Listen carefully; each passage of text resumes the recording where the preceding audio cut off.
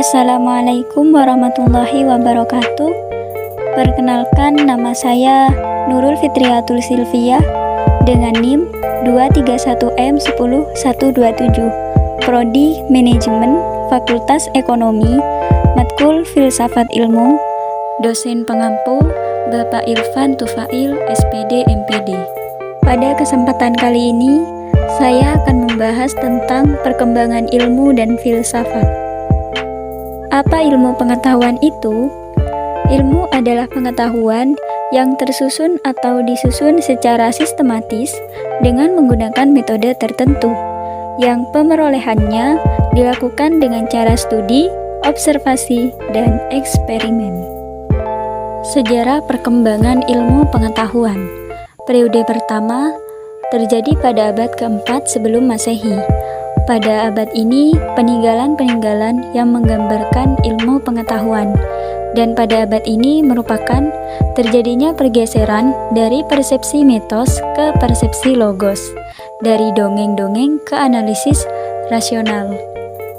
Periode kedua terjadi pada abad ke-17 Masehi.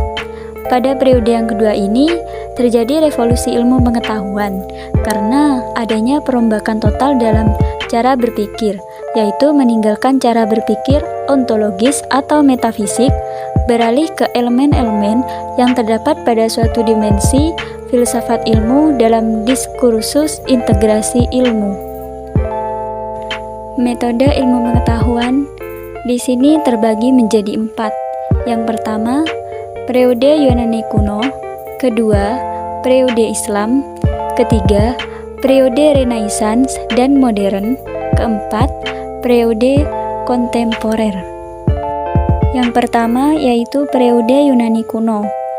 Zaman ini berlangsung pada abad ke-6 sebelum Masehi sampai sekitar abad ke-6 Masehi. Filsafat sebagai landasan berpikir oleh bangsa Yunani untuk menggali ilmu pengetahuan dan berkembang ke generasi selanjutnya. Pada zaman ini, bangsa Yunani menggunakan sikap yang senang menyelidiki sesuatu secara kritis dan tidak menerima pengalaman yang didasarkan pada sikap menerima begitu saja. Sehingga pada zaman ini filsafat tumbuh dengan subur. Kemudian, tokoh-tokoh ilmuwan terkenalnya yang pertama yaitu Thales. Thales adalah filsuf pertama sebelum masa Sokrates. Menurutnya, zat utama yang menjadi dasar segala materi adalah air. Yang kedua, Pythagoras. Dikenal sebagai bapak bilangan, dan salah satu peninggalan Pythagoras yang terkenal adalah teorema Pythagoras. Yang ketiga, Sokrates. Dikenal sebagai bapak dan sumber etika atau filsafat moral, dan juga filsafat secara umum. Yang keempat, Plato. Seorang filsuf Aeschylus paling tua yang tulisan-tulisannya masih menghiasi dunia akademisi hingga saat ini. Salah satu karyanya yaitu Timaeus. Yang kelima, Aristoteles. Seorang filsuf yang berhasil menemukan pemecahan persoalan besar filsafat yang dipersatukannya dalam satu sistem, logika, matematika, fisika, dan metafisika. Yang kedua yaitu periode Islam. Pada periode ini terdapat keilmuan yang dipengaruhi oleh persepsi tentang bagaimana tingginya kedudukan akal seperti yang terdapat pada Al-Quran dan hadis. Persepsi ini bertemu dengan persepsi yang sama dari Yunani melalui filsafat dan sains Yunani yang berada di kota pusat peradaban dunia Islam, seperti Alexandria, Mesir, Jundishapur, Irak, Antakya, Syria, dan Batra, Persia. Kemudian, ilmuwan terkenalnya adalah yang pertama, Rhazes, mengarang suatu ensiklopedia ilmu kedokteran dengan judul Continence. Yang kedua, Ibnu Sina, menulis buku-buku kedokteran atau Al-Qanun yang menjadi standar dalam ilmu kedokteran di Eropa.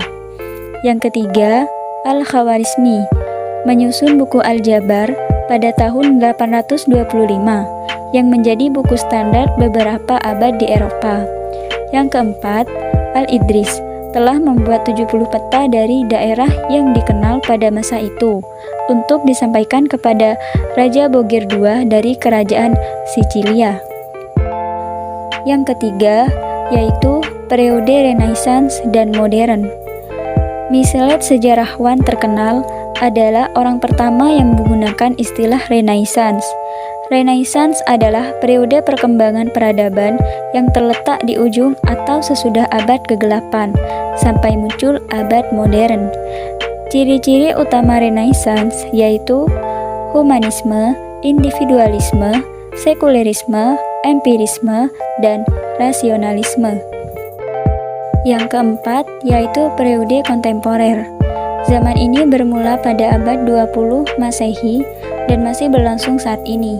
Pada periode ini mulai berkembangnya teknologi komunikasi dan informasi, pengembangan sistem elektronik, serta spesialisasi ilmuwan-ilmuwan yang semakin tajam, mendalam, dan efisiensi. Fisikawan yang terkenal yaitu Albert Einstein. Hanya itu presentasi yang dapat saya sampaikan. Semoga bermanfaat. Sampai jumpa lagi. Wassalamualaikum warahmatullahi wabarakatuh.